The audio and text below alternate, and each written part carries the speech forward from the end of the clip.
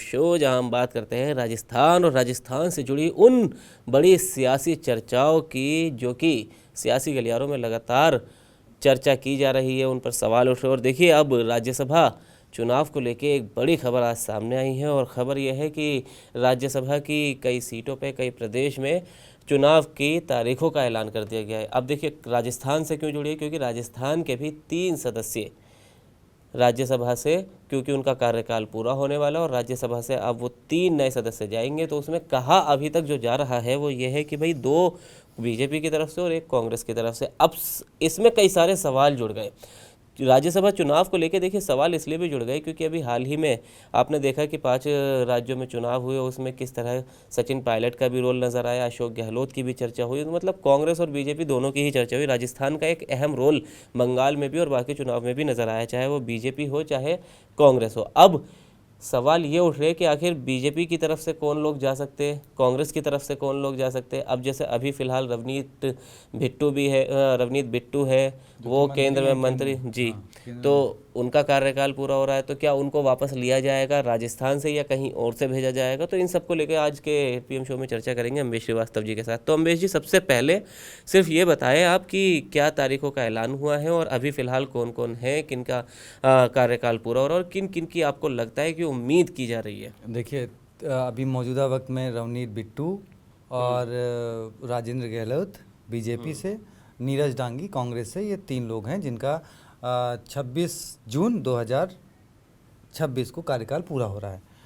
उससे पहले क्योंकि चुनाव होंगे फिर वो लोग उनका वो होगा, ख़त्म होगा और इनका नए तरीके से शपथ लाई जाएगी।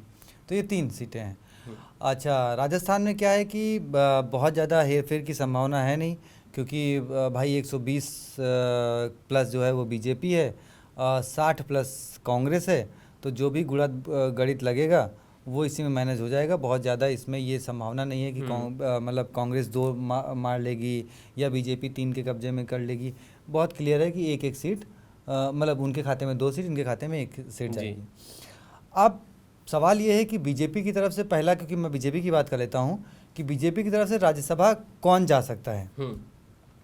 तो देखिए, 2 सीटें हैं। एक सीट पर जो खाली हो रही हैं, एक सीट पर अगर देखा जाए तो रवनीत बिट्टू जो कि केंद्रीय मंत्री भी हैं, वो हैं।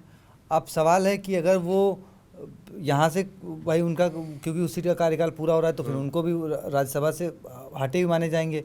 फिर उनको 6 महीने के लिए, 6 महीने के बीच में या तो राज्यसभा कहीं भेजे बीजेपी या फिर कहीं तो चुनाव लड़वाए। तो ज़्यादा संभावना है कि रवनीत बिट्टू को बीजेपी जो है पंजाब या फिर आपका, क्योंकि मध्य प्रदेश में भी चुनाव होने हैं राज्यसभा के, वहाँ से है, छत्तीसगढ़ से है या फिर बंगाल, मतलब किसी और राज्य से भेज सकती है राजस्थान। और राजस्थान मुश्किल क्यों है वो रीज़न बता दूं, क्योंकि 28 में राजस्थान में विधानसभा के चुनाव हैं और राजस्थान में कई बार अक्सर जब कांग्रेस के 6 राज्यसभा सांसद थे तो अक्सर बीजेपी ये सवाल खड़े करती थी, या बाहरी का सवाल। सचिन पायलट पे तो बाहरी का सवाल तो अभी उठा ना, इनके प्रभारी ने उठाया कि वो तो बाहरी हैं। तो अब राजस्थान के लोग भी पूछ रहे हैं ना कि सचिन पायलट अगर बाहरी हैं, जिनकी माता ने, जिनके पिता ने, जिनका पूरा खानदान ने यहाँ पे राजनीति करी है, जो ठीक है, सचिन पायलट पैदा हुए होंगे जब 2-2.5 साल के रहे होंगे, तब उनका परिवार जो है नहीं, बाहरी की बात तो छोड़िए, बस अब अम्बेश सर अपने मुद्दे पे वापस आते हैं। नहीं, मैं इसलिए बोल रहा हूँ ना कि अब जनता ये पूछ रही है कि राज्यसभा की बाहर से कोई आकर क्यों भेज देते हो आप। तो अब बीजेपी के सामने मजबूरी है कि आपको अपने क्षेत्र के उससे नेताओं को भेजना है। अब उसमें कौन कौन संभावित नाम है? सतीश पुनिया, राजेंद्र सिंह राठौर, अलका गुर्जर जो कि राष्ट्रीय सचिव हैं बीजेपी की, उसके अलावा प्रभुलाल सैनी, क्योंकि प्रभुलाल सैनी 2023 में चुनाव हार गए थे। उसके बाद जब अंता का उपचुनाव हुआ तब संभावना थी कि शायद उनको टिकट मिले, लेकिन उनको टिकट नहीं मिला था। तो इसलिए उनका भी, क्योंकि वो वसुंधरा राजे गुट की तरफ से आते हैं, तो ये माना जा रहा है कि भाई एक सतीश पुनिया या राजेंद्र सिंह राठौर में से, और एक कोई जो है राज्यसभा मेंबर बनेगा वो वसुंधरा राजे गुट से बनेगा। अब उसमें चर्चा ये भी है कि हो सकता है कि वसुंधरा राजे भी एक नाम हो सकती हैं, क्योंकि भाई वो भी 2023 में मुख्यमंत्री की प्रबल दावेदार थी, लेकिन बीजेपी जीतने के बाद भी वो मुख्यमंत्री नहीं बनी। तो तो अब ये है कि भाई वो खुद जाएंगी या अपने किसी समर्थक को भेजेंगी, और बीजेपी किसको भेजेगी, तो बीजेपी की बात हो गई। ये 4 नामों में से 5 जी। नामों में से कोई 2 लोग जाएंगे। जी, कांग्रेस की अगर बात और करें तो जाएंगे दो दो मतलब पूरे 2 ही जाएंगे। इस बार बीजेपी बाहर से किसी को नहीं ले जाएगी राज्यसभा, क्योंकि उसे 28 का चुनाव फेस करना है, जनता की नाराजगी बहुत ज़्यादा है। अब कांग्रेस की अगर बात करें तो कांग्रेस में देखिए चर्चा तो अशोक गहलोत के नाम की है कि भाई सचिन पायलट के लिए कांग्रेस फ्री हैंड राजस्थान सचिन पायलट को दे दिया जाए, अशोक गहलोत जी को दिल्ली बुला लिया जाए। लेकिन अब पेच यहाँ पर है कि जब वो अध्यक्ष बनने वाले थे, जब उनको अध्यक्ष बनने के लिए बुलाया जा रहा था, सोचिए आप पूरी कांग्रेस को होल्ड करने वाले थे, तब तो गए नहीं सचिन पायलट जी। तो इसकी संभावना बहुत कम है कि सचिन पायलट जो है वो अशोक गहलोत जी वहाँ पे जाएं। अच्छा, जैसे आपने चुनाव बात करी कि सचिन पायलट ने केरल में किस तरीके से काम किया और वहाँ पे कांग्रेस जीती, तो अब कांग्रेस में भी लग रहा है कि भाई सचिन पायलट जो चाहते हैं कि भाई राजस्थान, वैसे तो वो कहते हैं कि भाई मुझे जहाँ काम दिया जाएगा, जो काम दिया जाएगा मैं करूँगा, लेकिन कहीं ना कहीं कांग्रेस को लगता है कि सचिन पायलट को एक बार राजस्थान का मुख्यमंत्री बनाना चाहिए, और उन्हें बनना भी चाहिए, क्योंकि सचिन पायलट खुद भी कहते हैं मैं था सो धूर को नहीं। हाँ, और मैं मतलब बनाना चाहिए वो। ये बात राहुल गांधी ने 2022 में कही, 2022 में वो मौका भी दिया कांग्रेस ने, लेकिन वो लोगों ने नहीं बनने दिया, उनके विरोधियों ने। तो अशोक गहलोत जी चाहेंगे कि अपनी वो मान सम्मान बना रहे, तो मुझे लगता है वो खुद चाहेंगे कि वो राज्यसभा चले जाएं। अब बात है कि राहुल गांधी क्या चाहते हैं, क्योंकि अभी तक राजस्थान में क्या हुआ है वो अशोक गहलोत जी चाहते थे। अब अगर अशोक गहलोत जी ये चाहते हैं कि वो राज्यसभा चला जाए, तो डिपेंड करता है कि राहुल गांधी क्या चाहते हैं। राहुल गांधी जो चर्चा है कि राहुल गांधी चाहते हैं कि कोई दलित चेहरा, मतलब क्योंकि वो आपने देखा होगा अक्सर वो तो आवाज़ उठाते हैं कि भाई दलितों को वो नेम फेम और जगह नहीं मिलती है। तो राहुल गांधी की कोशिश है कि हर तरीके से दलितों को आगे बढ़ाया जाए, जितने कोशिश हो सके। तभी आप देखिए कि अभी मौजूदा वक्त में प्रदेश में नेता प्रतिपक्ष कौन है, टीकाराम जूली, दलित। लोकसभा चुनाव सबसे कम उम्र में राजस्थान से कौन जीता, संजना जाटव, दलित। तो और वो ये चाहते हैं कि राज्यसभा की सीट भी किसी दलित के चेहरे पर लेकर और भेजा जाए, ताकि 2028 का चुनाव या जो उनकी जो नेशनल लेवल पे वो बात करते हैं उसको एक मजबूती मिल सके कि देखिए जो में आरोप लगते हैं, जो बात कही जाती है, तो देखिए मैंने चाहे नेता प्रतिपक्ष हों, चाहे लोकसभा सांसद हों, चाहे राज्यसभा सांसद हों, हमने जो है दलितों को हर बार आगे बढ़ाया है। जी। लेकिन क्या अम्बेश जी देखिए, आपको लगता है कि अशोक गहलोत अगर क्योंकि अभी तो जब तक चुनाव नहीं हो जाते, नाम सामने नहीं आ जाते, तब तक ये अगर मगर की ही स्थिति बनी रहेगी, चाहे वो राजस्थान हो या बाकी राज्य हो।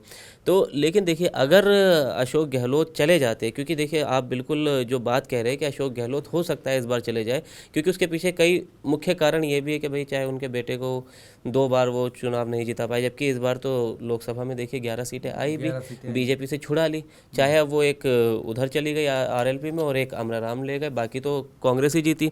लेकिन फिर भी ऐसे में भी अशोक गहलोत अपने बेटे को नहीं जिता पाए। गजेंद्र शेखावत कई बार ये उन पर निशाना भी साधते, सरकार को बदल दी जी, सीट बदलने के बावजूद जालोर भी लिया है, जी, जोधपुर से जालोर भी लिया है, तब भी नहीं जी। इसके अलावा वो सरकार को भी नहीं जिता पाए। भाई देखिए मुख्यमंत्री थे, उनकी एक बड़ी जिम्मेदारी बनती है। अब जब भी हम बीजेपी की बात करते हैं तो मदन राठौड़ के साथ साथ भजन लाल शर्मा की भी बात करते हैं, क्योंकि वो मुख्यमंत्री है। वो जिस तरह काम करेंगे उसी तरह का फीडबैक जाएगा जनता में, और उसी के दम पर बीजेपी अगले चुनाव का प्रचार करेगी और तैयारी करेगी।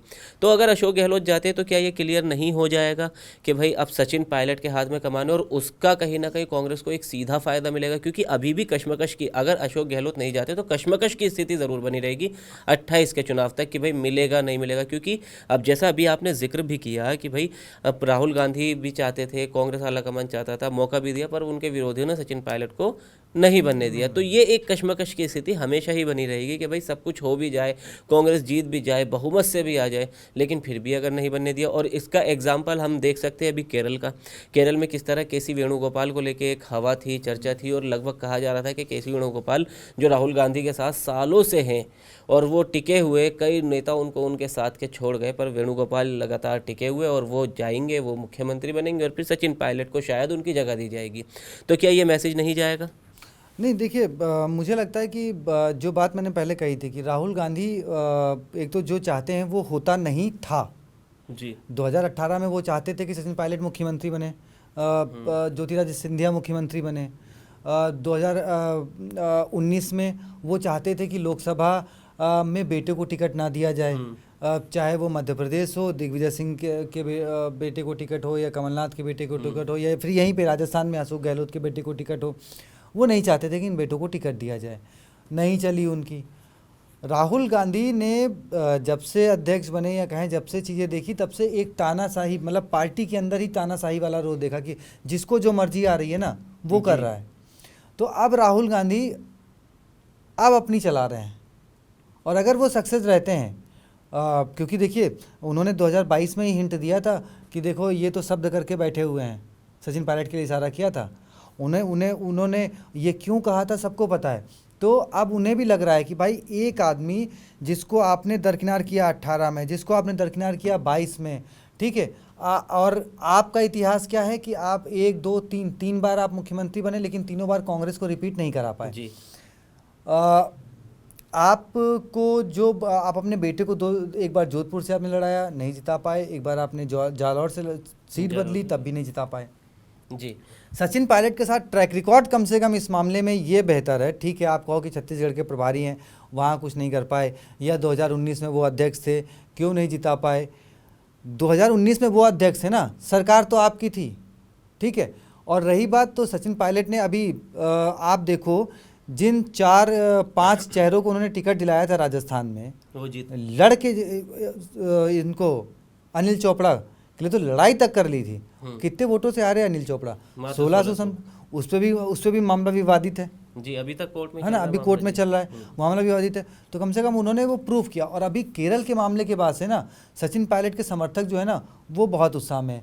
और मुझे लगता है कि क्योंकि आने वाला समय फिर वही बात है, सचिन पायलट का राजस्थान में चलना है। क्योंकि देखिए विनोद जाखड़ ने भी ये बात कही थी कि आने वाला वक्त सचिन पायलट का ही है। तो अब सचिन पायलट का वक्त है, तो मुझे लगता है अशोक गहलोत जी को राज्यसभा चले जाना चाहिए। बिल्कुल। तो देखिए ये लगातार अभी सियासी जो गलियारों में है वो चर्चा होती रहेगी।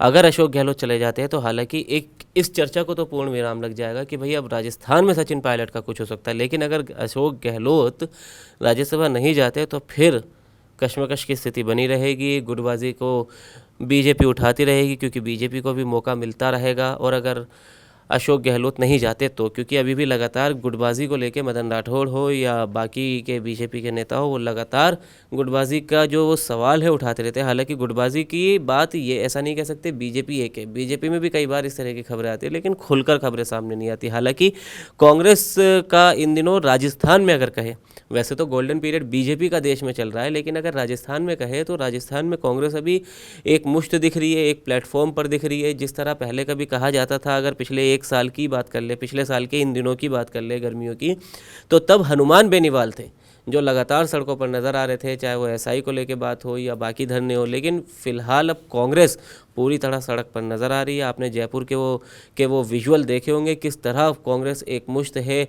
खुद बड़े नेता जो टीकाराम जूली और गोविंद डोटासरा वो सड़क पे खड़े होकर जब नारे लगाते हैं तो कार्यकर्ताओं में भी जोश भर जाता है। अब देखिए राज्यसभा चुनाव के बाद एक जोश भरेगा कांग्रेसियों में, कांग्रेसी कार्यकर्ताओं में या नहीं, ये सब हम आपको TV9 राजस्थान पर बताते रहेंगे। लेकिन आपको क्या लगता है किसको राज्यसभा में जाना चाहिए कांग्रेस की तरफ से, और बीजेपी को किन चेहरों को राज्यसभा भेजना चाहिए राज्यसभा में, वो आप अपनी राय कमेंट बॉक्स में ज़रूर बताएं। वीडियो को लाइक करें, शेयर करो। राजस्थान से जुड़ी तमाम खबरों के लिए TV9 राजस्थान को सब्सक्राइब करें।